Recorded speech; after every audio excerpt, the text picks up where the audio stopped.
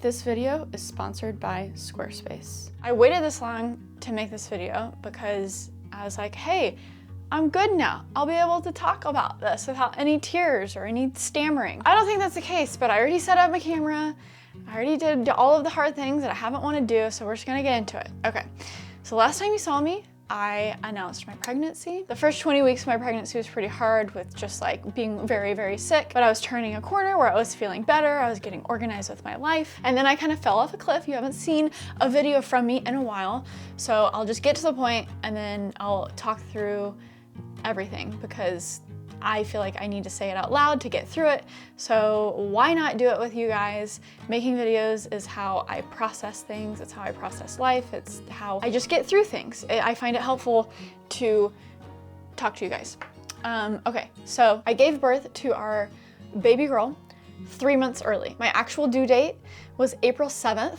So I should still be very, very pregnant right now, and I'm not. At the start of this year, I got very, very sick, and I had our baby girl on January 9th, 2024. Before this experience, I didn't even know that you could have a baby 3 months early, but you can. And I'm not going to use my daughter as some like clickbait cliffhanger. She's doing great now, and you guys are gonna meet her at the end of this video.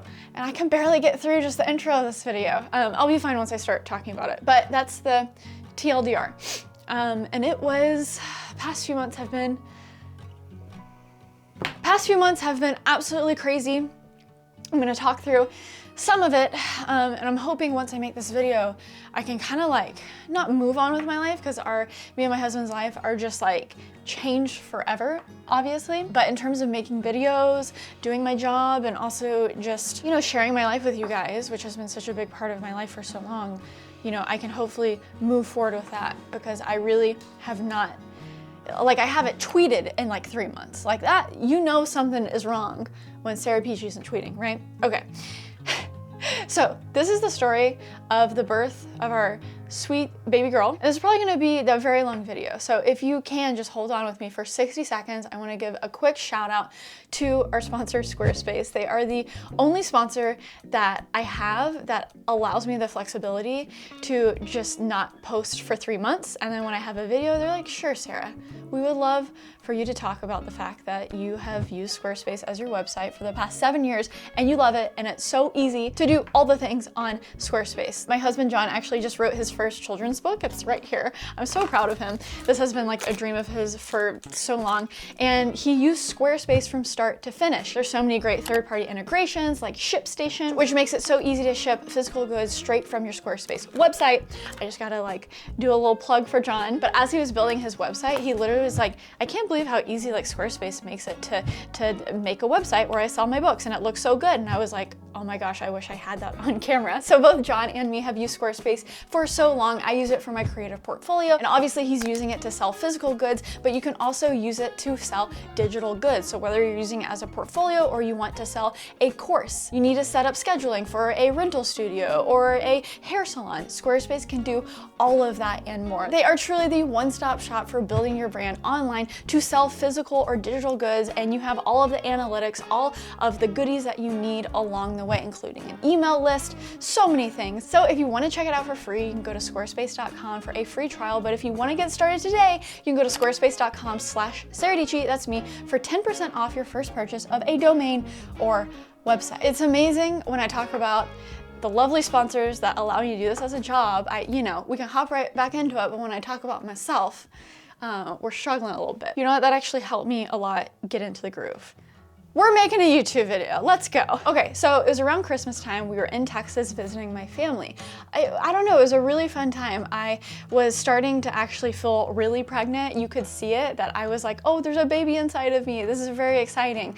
Baby girl was starting to kick, and I don't know, I was not sick anymore, and it just felt good, and I was hanging out with my family and all the things. And then a few days after we got back home in California, I just started to not feel really great. I noticed that I started started to have a fever. It was in the low 100s, and I was like, okay, this is weird. Hopefully, you know, I'll just kick it. It's you know, just a little flu type thing. I took a COVID test. I didn't have COVID, and so this was January 1. Literally all of this started at the start of the year. Shout out 2024 for being the worst. So that started Sunday night, New Year's Eve night, and I just could not shake the fever, and it was getting kind of worse and worse. I would have violent spells of just shaking because I was so cold, and they would just be followed up by being so sweaty, so just flaming hot, and I just pinged back and forth from that.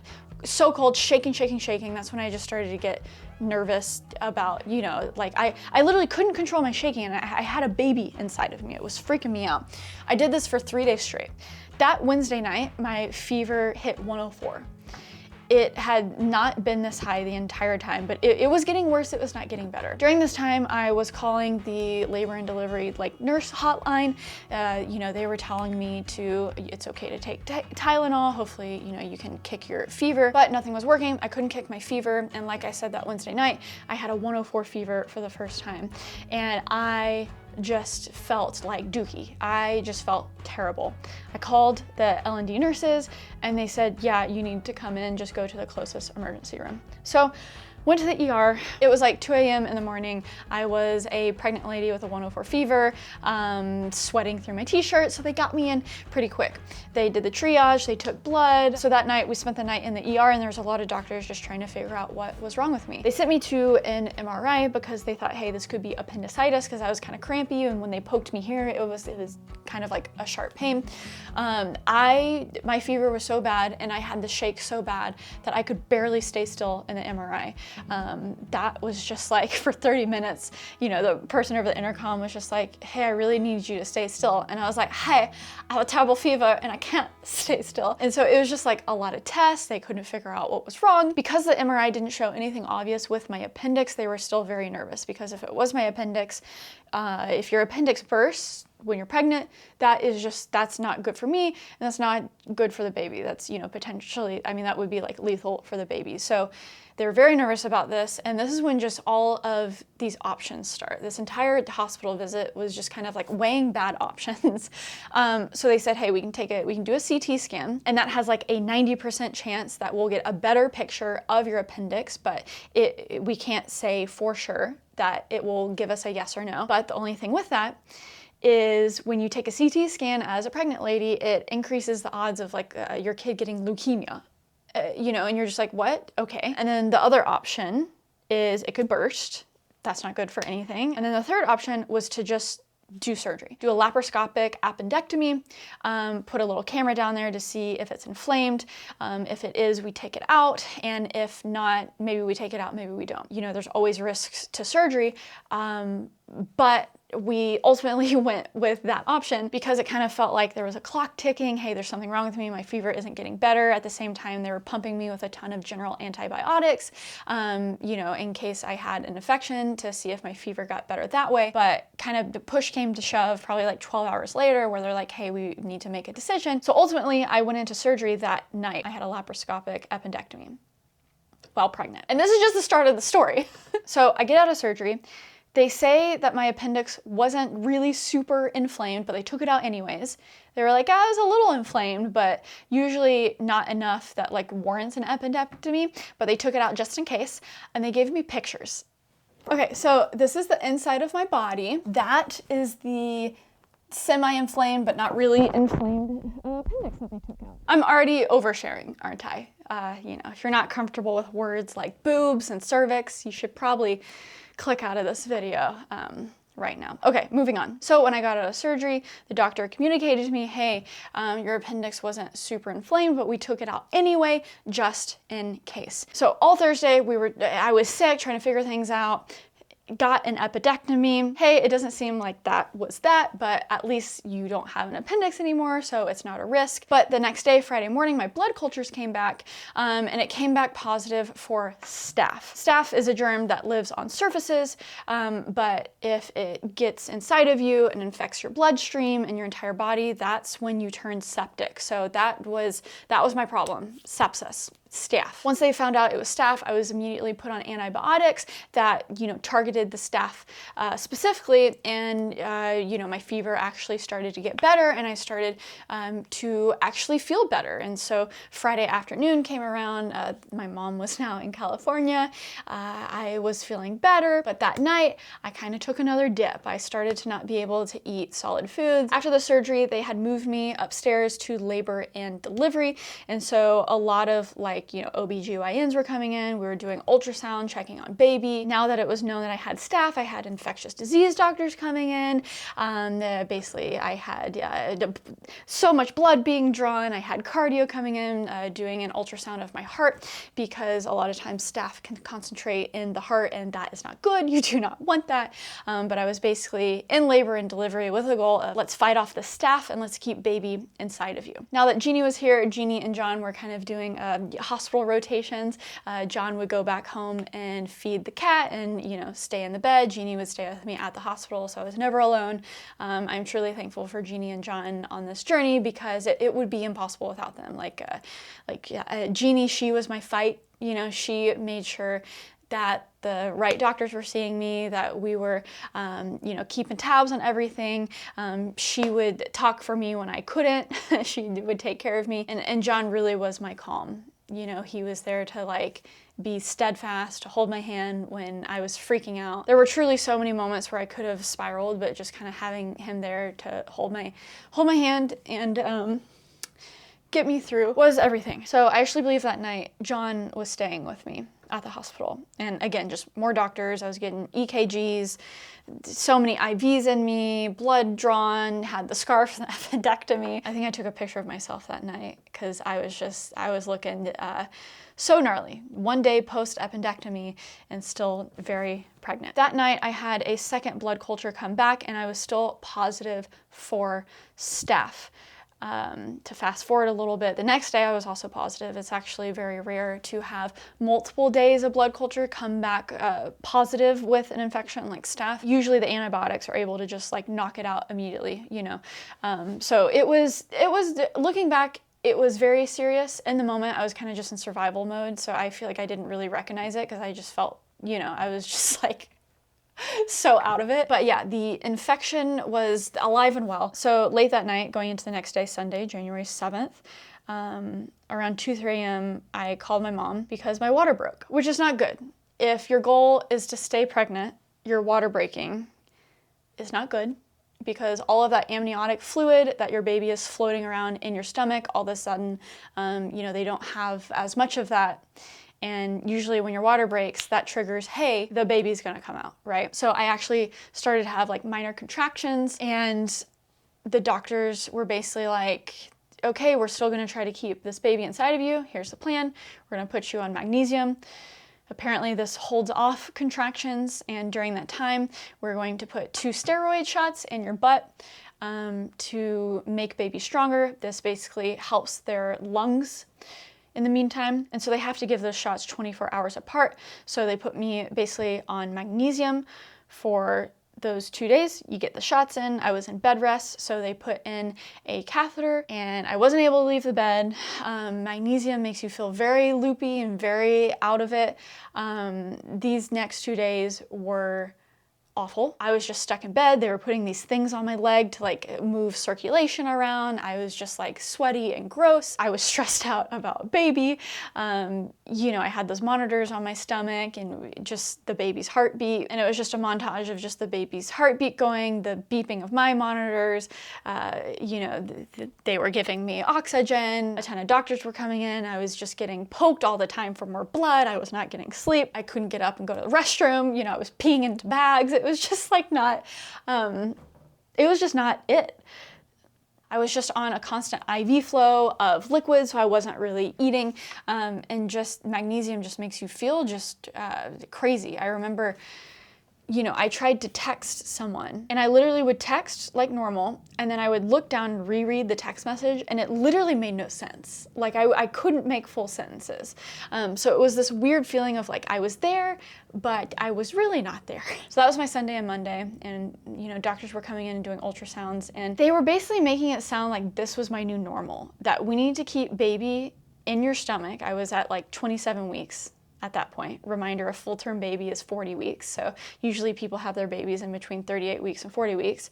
And the doctors were saying, hey, we're gonna keep this baby in there as long as possible. You're just gonna be on bed rest, and we're gonna try to keep it in at least till like 32 weeks. And I was sitting in there kind of doing the math, and that freaked me out because I was so uncomfortable sitting in that bed for just, you know, days on end, not being able to move. I had just had an appendectomy, and here they were saying, hey, you're gonna stay in this bed for the next like 4 or 5 weeks to keep this baby inside of you, okay? We're gonna figure out this stuff, and you're just gonna sit there. That freaked me out a bit. Okay, I'm ready for you. Give me your life.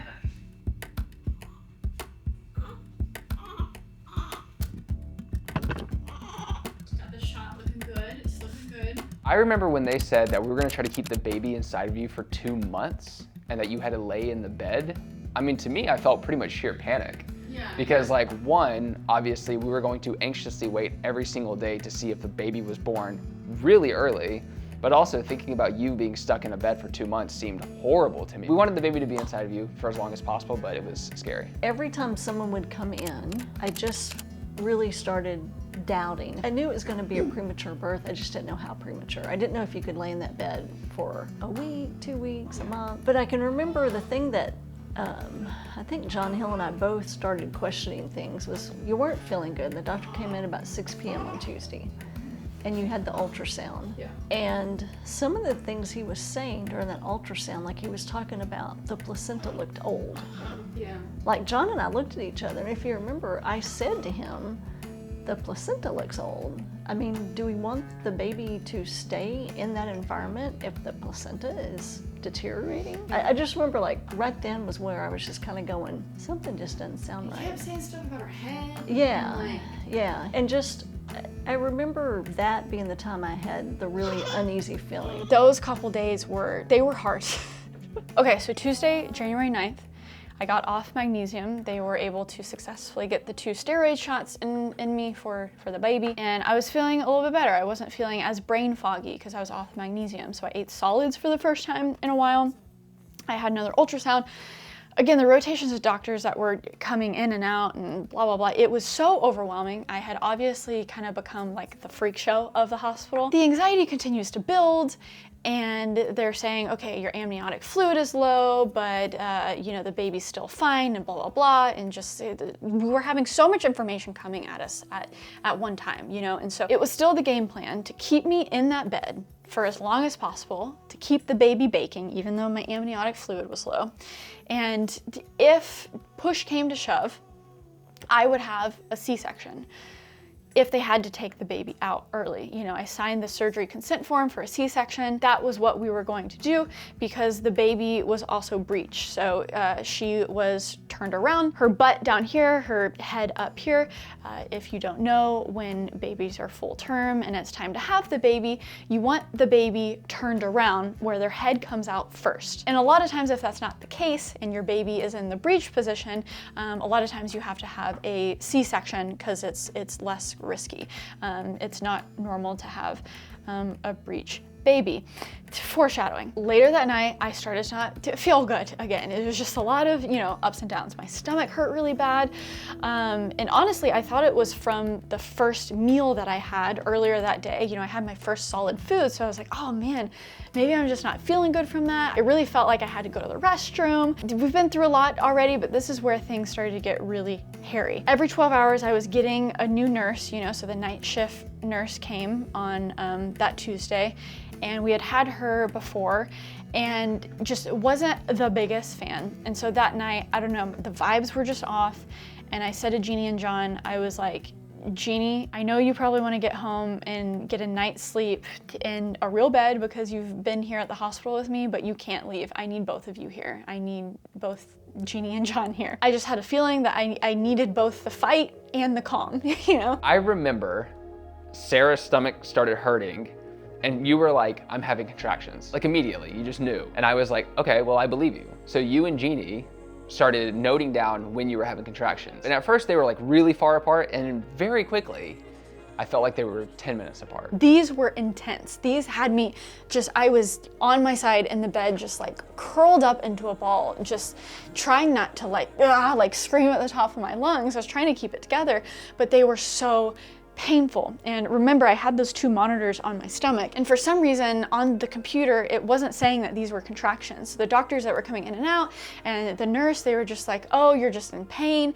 Literally the OB that was on call.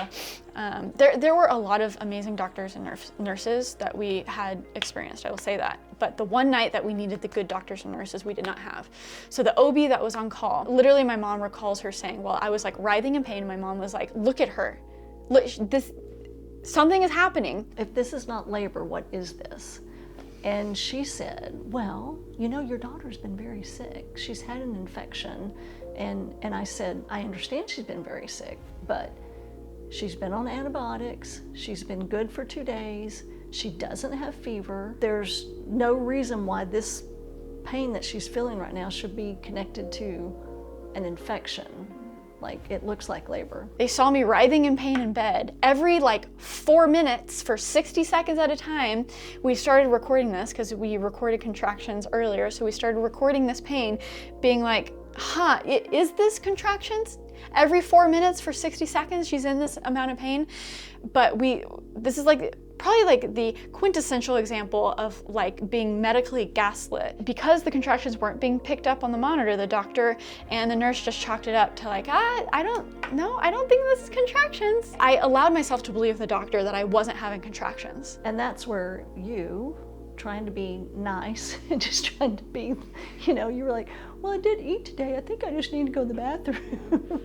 and after this experience, I have gotten much better at telling people. Well, you didn't know though. And see, that's the other thing that really makes me mad, is that as a labor and delivery nurse and a labor and delivery doctor, you should know when a woman feels a sensation that she needs to go to the bathroom, that's a sign of labor and the baby moving down the birth canal. I mean, instead of examining you, they literally brought the potty chair beside your bed and made you sit in the potty chair to see if you needed to go to the bathroom. Yeah. So you could have had that baby in the potty chair. Yeah. I was there sitting with, out my pants, just trying to go to the restroom in front of the nurses and the OB, and I was I was in so much pain. I was like, what is going on? When, you tell this story to other people, they were like, oh yeah, you were in labor. So this was only a 1 to 2 hour snapshot. It was so chaotic.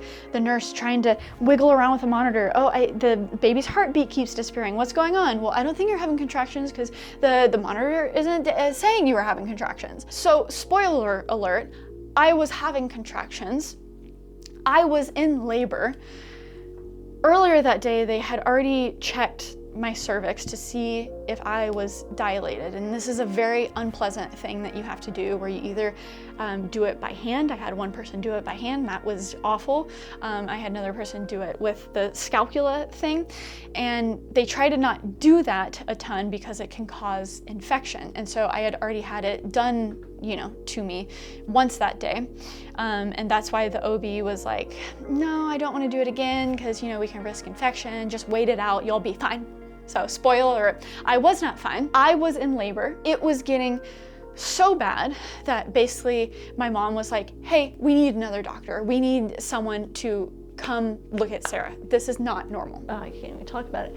By the time that you were literally curled up in the fetal position, just screaming, saying, I don't know what's going on, but you gotta get this baby out of me. That, I yelled at the nurse, go get a doctor. And she said, oh, well, the other doctor's has gone on break. I'll go find somebody else. Which really, in the long run, thank goodness she did go on break. Because that doctor who walked in the room, I knew the minute he walked in the room that he knew what he was doing. So we had another doctor. We'll call him Dr. M. He walks in for the first time. This is the first time that I think I've seen him the entire hospital stay. He comes in, looks at me for a few seconds, and is like, it looks like she's in labor. We have to check your cervix. I was so over it at this point. I was just in so much pain that I really was like, okay, whatever. I didn't want him to stick the scalpula thing inside me. But he was just like, no, we have to do this. I said to you, this is going to be the hardest thing you've ever done, meaning just the vaginal exam while you're in such pain, not knowing what the next hour was going to be. And that truly would be the hardest thing you're ever going to do. And so he did the vaginal exam. Checks the cervix. Oh, look, it's the baby's butt. I am beyond in labor. I'm having this baby right now. How things changed in 1 second was insane. He basically just jolts up. He yells code C, which is basically emergency C-section. He said the baby's in the birth canal and she's breech. And that's where, like, again, I consider myself a fairly calm person. That's when, like, I really started just almost hysterical. All these nurses start to come into my room. They're doing all these things on me. They're cutting me loose, from the bed so they can wheel me into the operating room. The doctor left the room. Jeannie's in there is like, wait, what is going on? I'm freaking out at this point. The best part of this story is because both of them were staying at the hospital that night, John had gone to Target to get another freaking mattress pillow thing to put on the couch so they could both sleep there that night. So John wasn't there. They start wheeling me to the operating room. I have 2 nurses in my death grip and I'm like, what is going on? Are we having a C-section? Are you giving me an epidural? Like, what's going on? What's going on? No one was talking to me. Everyone was just like in chaos. They were wheeling me to the room. And they just started wheeling you to the OR. And then one of the nurses grabbed me and said, come on, Mom. And just took me into this little area that looked like probably like a waiting room.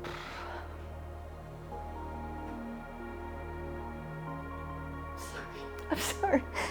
And so I was just standing there watching, and they wheeled you in, and then I just heard you screaming. I mean, you were just screaming bloody murder. And I didn't know what was going on, right? I just remember this insanely bright blue room, and they were ripping my clothes off of me, they were cutting my bra off, I just, and all I could do was I was just grabbing anyone who was beside me, and I was like, are we having a C-section? Are we having a C-section? Are you putting me under? Am I getting an epidural? What is going on? I was at Target and I get a text from your mom that just said, get to the hospital now. And I was like, oh. So I just booked it as fast as I could to the car. Luckily I was only 5 minutes away, but she said, drive safe, but you need to get here now. But it's still really hard to talk through because the night my daughter was born was probably like the worst day of my life. It was terrifying and it was the most painful thing I've ever gone through in my life. And the next thing I know was Dr. M. I couldn't see him, but I just heard him and I just heard push. And at that same time, it basically felt like just a claw. It was just like clawing me, grabbing my vagina and just like clawing in the inside of it. And I was in so much pain. I had 2 nurses to the left and right of me. And I just remember, he was down here and I was in so much pain. I lifted up my entire bottom half of my body. And I wasn't even on the bed anymore. And everything just became super bright and super blue. And all I heard was push, you have to push. And in that moment, I don't even know how to describe like what happened because, he was yelling push and I was trying to make my body push, but I was in so much pain to whatever he was doing to me below. I mean, it literally felt like he was just that to like my bottom half, I was in so much pain all over my body that I couldn't even tell if my body was pushing. Remember, I'm not on meds. They didn't have time to put me on meds. And I was telling my body to push, but my brain could not connect to my body because everything was in so much pain that I couldn't tell that I was pushing. He yelled push again for a second time, and that's more pain, so much pain. In the moment of pushing, I literally thought I was like dying. I know it sounds silly, but I wasn't even thinking that I'm in labor, I'm having my child right now. I was just thinking, oh, am I going to die? Is this what's happening? And on the 3rd push, the baby was out. In that moment, I kind of just like collapsed down on the bed. I think I literally gave birth like in the air with holding on to 2 nurses. The doctor basically clawing inside of me. Get to the hospital, run upstairs, and I see your mom in the most disarray I will ever see her in my entire life. I mean, she was crying. She was so angry. She was talking about the nurse and the doctor that we had to deal with and basically like, screaming as quietly as she could because Sara was in the other room. And I was hysterical. I mean, I truly was hysterical. I was just sitting there just praying and calling out to God and asking for help. This is when John came in, so he wasn't there for the actual birth. I remember him coming in and I was so freaked out. It was so good to see him. I grabbed his hand. I sat next to Sara. She had looked like she had gone through war. Her face was so dazed and confused, and she was like, oh, like this. And I was sitting next to her, grabbed her hand. I was like petting your head, and I'm like, everything will be okay. It was not okay. But in my head, I'm like, all right, it's time. Let's push this baby out. I was literally thinking that. So I'm staring at the doctor, waiting for the baby to eject. And literally, I was like, wow, Sarah's so tough. I'm like, she's literally not even wincing. She's like this. And then all of a sudden they said, push something out, which was, I mean, it was the placenta. John was there. There's a nurse to my right and the anesthesiologist who talked to me briefly before, and I was asking them, can I get on meds? Can I get on meds? And they were saying, I'm sorry, I can't give you anything. It's too late, basically. We have to do this, you know? And so I turned to him again and I was like, put me on something now. While I was trying to desperately get on some sort of medication, the doctor again said, okay, Sara, you have to push one more time. You have to push out the placenta. So she pushed out the placenta and I think she literally went like, ugh. And like the placenta came out and I'm like, wow, she's so tough. Like, this is crazy. And then the one doctor came up to me, very panicky. It was the NICU doctor. And he was like, we have the baby in the NICU, and he just ran out. And I had so many questions. And then literally I was like, I turned to the nurse next to me, I said, where's the baby? Because I was so confused. And she was like, oh, she delivered before you came into the room. And then he was talking to me again, and he said, okay, we have to stitch up your cervix. And I was like, stitch up my cervix? What do you mean stitch up my cervix? And all I remember is just almost like yelling, basically, do not do that until I am on medication. Put me on something, do not stitch me up until I'm on medication. They were able to put me on something for the stitching up of my cervix. I think they put me on like ketamine. And I just remember her going, oh, that's too much, that's too much. I said that. Yeah, you said that's too much, that's too much. And they're like, oh no, it's okay, it's okay. And I just remember the very blue, bright room just turning very bright, warm orange. And there was just like hexagons, and I basically just like faded out for a little bit. And then she literally like looks up in the air, pupils dilate, and she goes, I'm gone. Literally like that. And like, she did it like as if she was doing a bit, and she doesn't remember any of it. And literally right when she did it, she's just like completely out. And I remember thinking it was funny, and I wanted to laugh with her, but I was like, this is not the moment. I was like, that's good. So sometimes in labor you can tear, and that's basically your like vagina tearing. I never thought I'd be saying these words to you, to my YouTube audience, I'm sorry. But that wasn't what he was stitching up. It was my actual cervix that is above your vagina. So it turns out, while I was in labor, he had to make 2 cuts in my actual cervix to get baby out. Because remember, my baby was breech. So I was having a breached vaginal birth. And why that is bad when the butt and the legs are coming out first, their neck can get stuck, and that's not good. They can't breathe, that's not a good position to be stuck in, you know? And so because of that, because that happened, he had to go snip, snip, very inside of me. So on that 3rd push, the full baby was out, you know? That's why I was in so much freaking pain, and I thought I was dying. Thank goodness, you know, after surgery, they put you back in your room, and you actually were doing, I mean, it was amazing how well you did after they, you know, got you sewed up and took care of you. And it was such a relief to get back to the room and see you, that you were doing so well. You were already like getting off the drugs when we got in the room. You were already like becoming you again. I remember your mom being really upset. I remember the nurse was not allowed back in the room. Essentially, a lot of this and what you had to go through was almost primarily the fault of the nurse and the doctor that we had at the time. You know, there was a window there where they could have done the C-section. And instead, you know, we had a little bit of an emergency there. There was a lot about what had happened in those few hours, and even over the past couple days, that could have been different. A lot of frustration, obviously, and it was scary for everyone. So I basically woke up in my room and was just like, what just happened? In the moment, I was only focused on surviving. Like, it sounds crazy, but when I was going through that in the operating room, there was no part of my brain that was like, oh, I'm having my baby right now. It literally, my entire brain was just like, survive, just survive this. So when I was back in my room, I was like, I didn't even know if she was okay. I really had no idea what had just happened in regards to like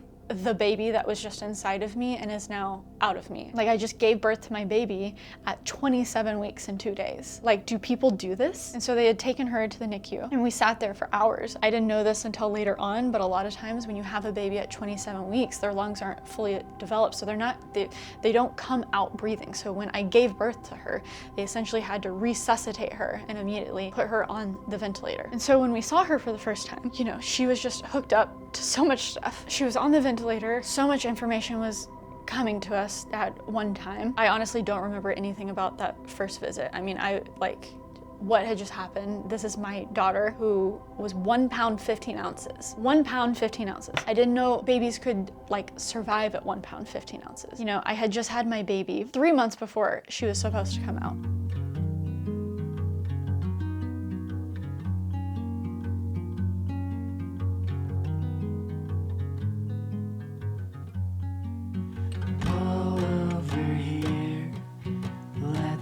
Some rest. Looking back at video and images of her in the beginning seems impossible. Like, it seems impossible that she's okay. It's crazy because in the moment we had already been through so much and I was still going through this whole staph thing that I was just like in survival mode. So in the moment I was like, okay, this is our daughter, she's in the NICU, she's gonna get better, they're gonna do all these tests. You know, they were continually doing like head ultrasounds to make sure she didn't have brain bleeding, because that was something that would happen in a lot of those cases. You know, they're making sure her legs were okay because, you know, breached babies, their hips can be messed up. You know, over the next few weeks, they were doing all these eye tests because in one eye, you know, her retina, her blood vessels with her retina weren't developing as they should. And so, that was an issue. And so there's all these tests and blah, blah, blah. But in the moment, we were just putting one foot in front of the other. Head like the sky, with cloud bursts of chemicals, improving your life. My girl is a fortress so proud. She's not coming out. I give it all to you. I give it all to you. After the birth, they transferred me to, you know, the other wing where they put moms after they give birth. I still had a rotation of doctors coming in because, you know, I still had staph, I was still on antibiotics, they were still pricking me for all this blood, but oh my gosh, I just had this baby, so they're coming in with all this pumping equipment. Hey, start pumping, just the little bits of milk is still amazing for baby. They, you know, call it colostrum. So I wasn't getting anything, but, you know, I started to get these drops. And so I would literally like take Q-tips and get drops of this colostrum when I would pump for 10 minutes or whatever, and we put them in baggies and my mom would take them to the NICU and they would like rub that milk in baby's mouth. And so it just, you know, felt like right after we kind of just hit the ground running with, you know, our new objective of pumping, let's get some milk going. You know, I had a goal, which was good for me in that moment. They were still concerned about the staph because even though my fever had been better for a while, and my blood cultures were finally coming back negative without any staph, they still had no clue where the staph was located. They couldn't find any cuts on me. And so they were still worried about the heart. And so I had to do this other procedure called, I forgot what it's called, I'll put it on screen, where I had to go under again. They basically put a camera down my mouth to look directly into the heart to make sure the staph wasn't in my heart. There's just so much going on. But what was so crazy about now my hospital stay after I gave birth was it was literally just like night and day. Me, my person, felt so much better. Like, I felt like me again. I was eating normal food. I could get up, I could go to the restroom. I don't know, it was such a weird juxtaposition because finally, you know, my body just felt so relieved that I had the baby out of me. I felt like that. I felt so much better, but at the same time, I all of a sudden had our 27-week-old baby down the hall in the NICU on all of this machinery that we would, you know, slowly walk down to and check on her and talk to her and put our hands on top of her. That's all we could do. And it was just a very strange juxtaposition. So I had that heart thing done and it was good because they confirmed that, you know, staph wasn't in my heart.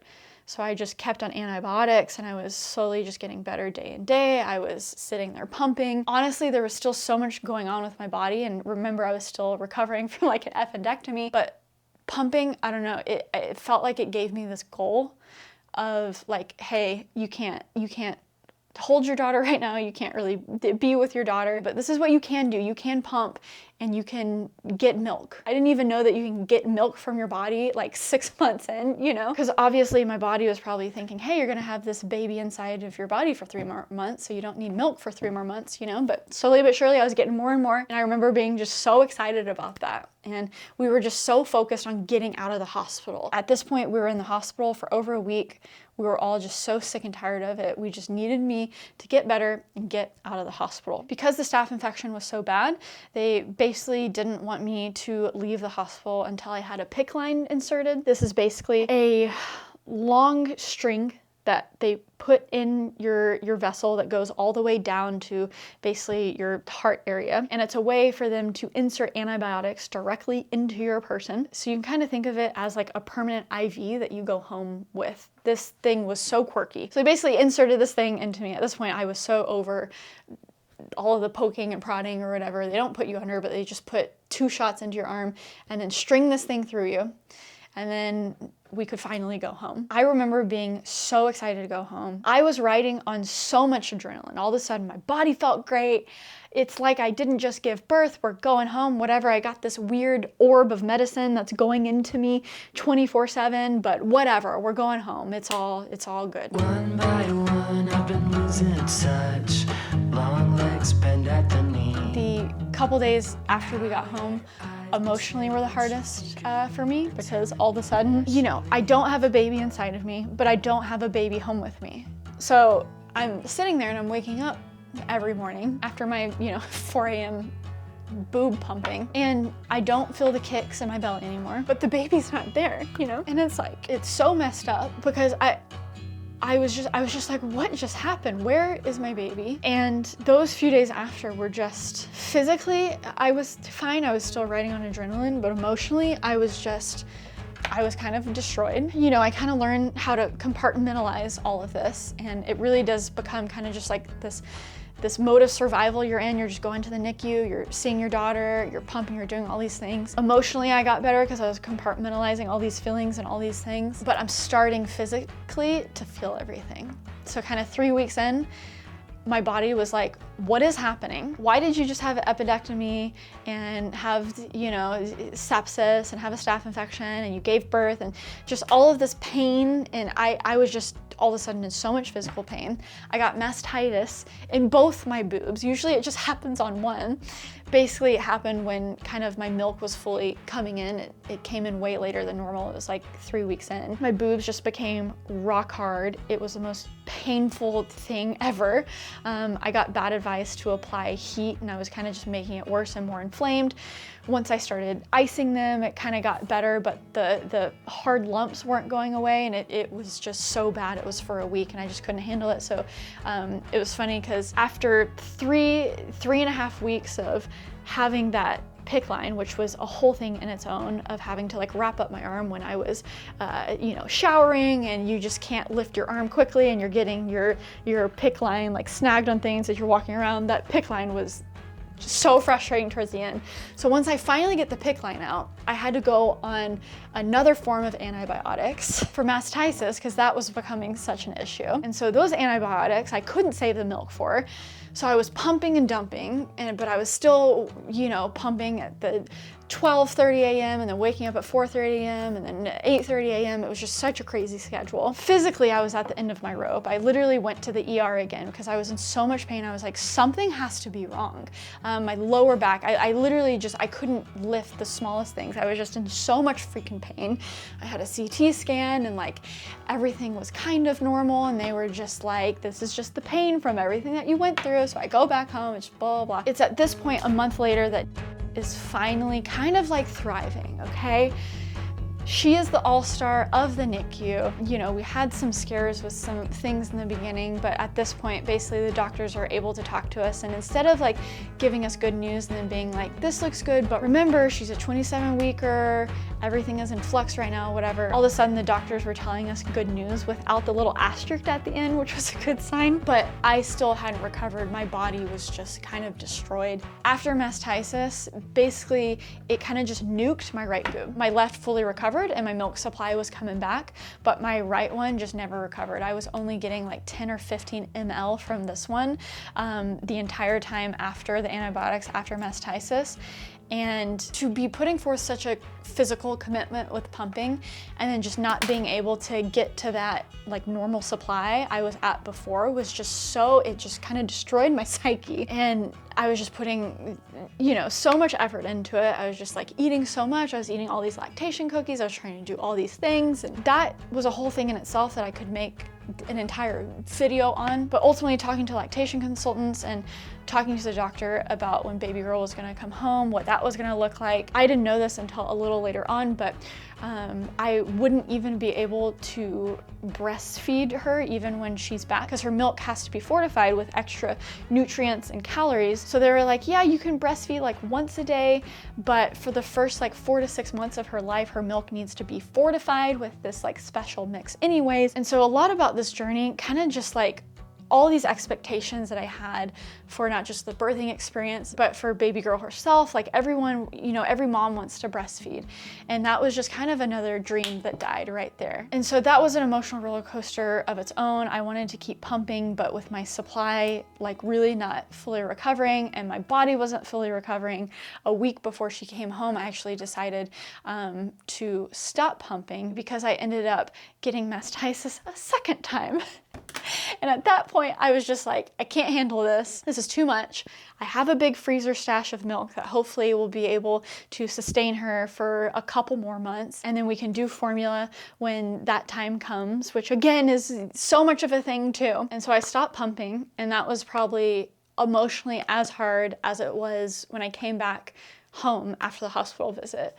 It's the feeling that like you can't provide for your child anymore. Emotionally, I was an absolute wreck. That was only like a week ago or 2 weeks ago. But baby girl was finally coming home. It's something to believe. Let's go. We're on the way to the hospital to pick up a little peach.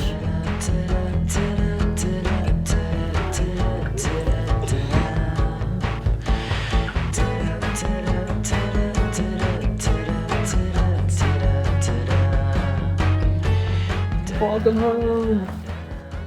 I know, it's a baby. I know. Hi. She okay? She's so good. She's looking around. She fell asleep in her car, no fussiness whatsoever. We successfully transferred her to her bassinet. We put it in the kitchen, and she's just chilling with us.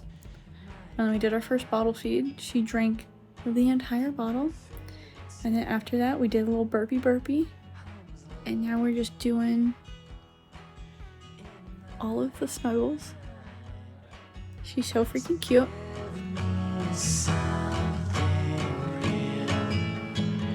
And something to believe.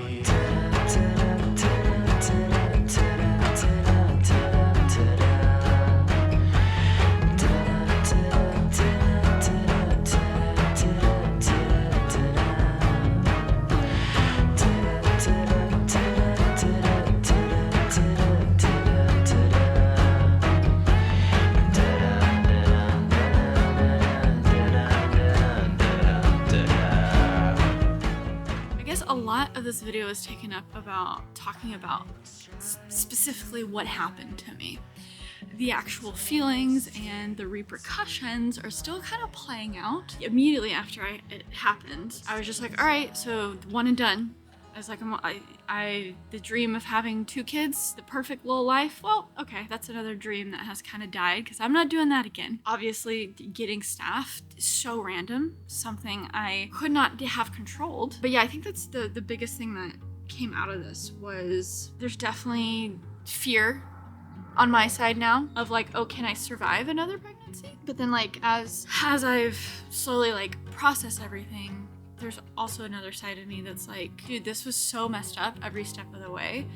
I feel like I deserve an experience that is just somewhat normal. I mean, through all of this, I've had so many women tell me their horror stories of just like birth. I mean, it's a crazy thing that people do every day. But yeah, I don't know.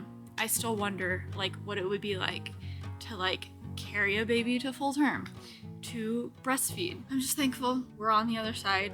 I know it still seems crazy to just have a little tiny 5-pound baby that, you know, is still negative age, but for us it really does feel like we're on the other side. We're kind of on a flow of, you know, John and I have like 2 night shifts, so we're still getting sleep, which is good.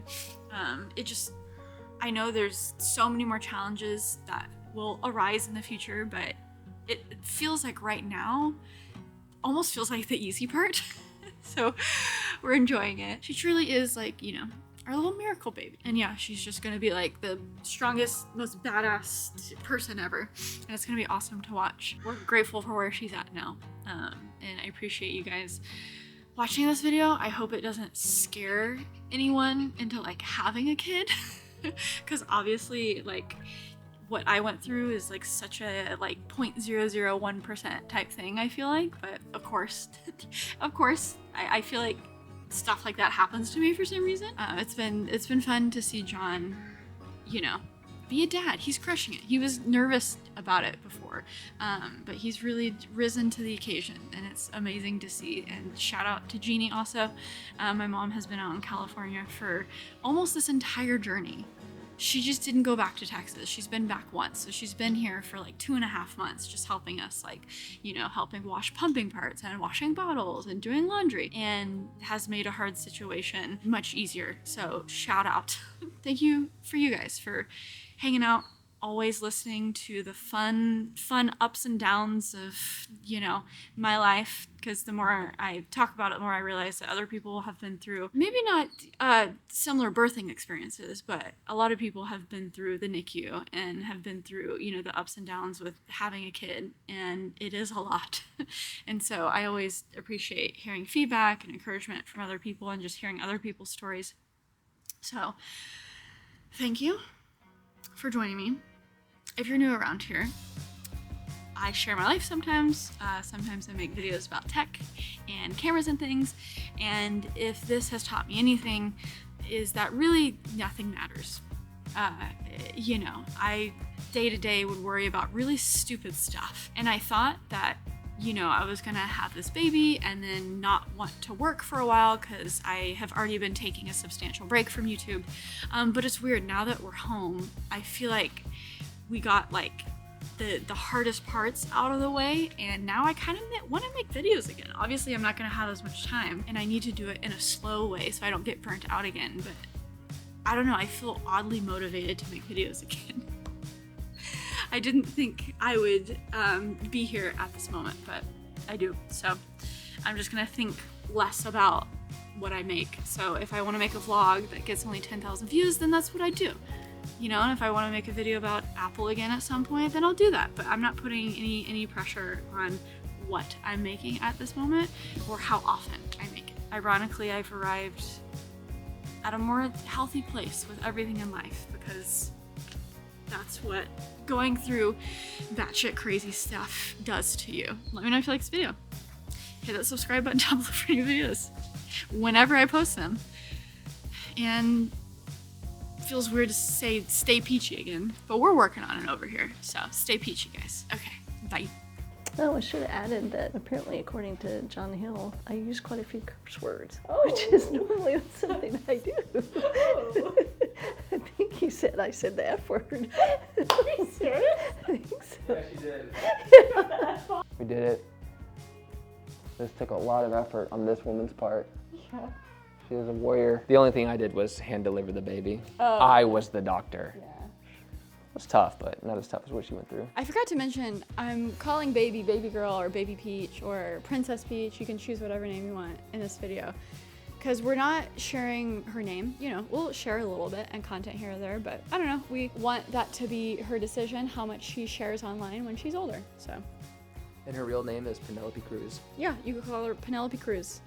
Or Baby Peach, that's probably better. Yeah. I mean, it sounds like it was like the worst experience. I mean, we all missed the birth in a way, right? I mean, we had the baby early, and yeah, I mean, it was the most... Damn, babe, that was deep. Holy shit.